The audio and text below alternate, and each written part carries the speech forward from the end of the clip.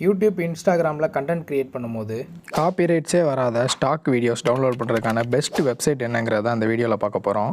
So வீடியோக்குள்ளே போகிறதுக்கு முன்னாடி ராகவன் இன்ஃபோடைன்மெண்ட்டை சப்ஸ்கிரைப் பண்ணி பெல் ஐக்கானை ப்ரெஸ் பண்ணிக்கோங்க. நம்ம ஃபஸ்ட்டு பார்க்க போகிறது pexels.com. இதில் நம்ம ஃபோட்டோஸ், வீடியோஸ் ரெண்டுமே டவுன்லோட் பண்ணிக்கலாம். என்னோட வீடியோஸில் நான் யூஸ் பண்ணுற ஸ்டாக் ஃபுட்டேஜ்ஸ்லாம் இதில் தான் டவுன்லோட் பண்ணுறேன். அடுத்ததாக பார்க்க போகிறது freepik.com. இதில் ஃபோட்டோஸ், வீடியோஸ் மட்டும் இல்லாமல் குட்டி குட்டி ஐகான்ஸ்லாம் பேக்ரவுண்ட் ரிமூவ் பண்ணி பிஎன்ஜியாகவே நம்ம டவுன்லோட் பண்ணிக்கலாம். அடுத்ததாக பார்க்க போகிறது unsplash.com. இதில் ஒன்லி ஃபோட்டோஸ் மட்டும் தான் டவுன்லோட் பண்ண முடியும். அதையும் கேட்டகரி வைஸ் அவங்களே பிரித்து வச்சுருப்பாங்க. அடுத்ததாக பார்க்க போகிறது vidsi.com. vidsi.com நான் இப்போ தான் புதுசாக யூஸ் பண்ணுறேன். இதுலேயும் நிறைய ஃபுட்டேஜஸ்லாம் இருக்குது, செக் பண்ணி பார்த்துக்கோங்க.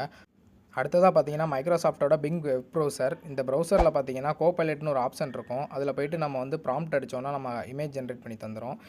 அந்த இமேஜஸை கூட நம்ம டவுன்லோட் பண்ணி யூஸ் பண்ணிக்கலாம். ஸோ அவ்வளோதான் கைஸ், இந்த வீடியோ உங்களுக்கு யூஸ்ஃபுல்லாக இருந்துக்கும்னு நினைக்கிறேன். நம்ம அடுத்த வீடியோவில் சந்திக்கலாம். பாய்.